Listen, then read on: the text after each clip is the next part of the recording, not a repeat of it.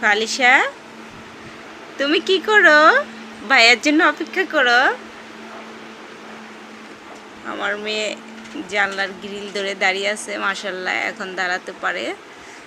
দেখো পড়ে আবার যেও না মামুনি। ওর ভাইয়ার জন্য অপেক্ষা করতেছে। ফালিশা, কার জন্য অপেক্ষা করো? ভাইয়ের জন্য? ফালিশার ভাইয়া স্কুল থেকে এখন আসে নাই, তো মামি অপেক্ষা করতেছি, ভাবতেছি যে কখন আসে দেখি। এখান থেকে বসে বসে দেখতেছি, তো আমার মেয়েও দেখতেছে।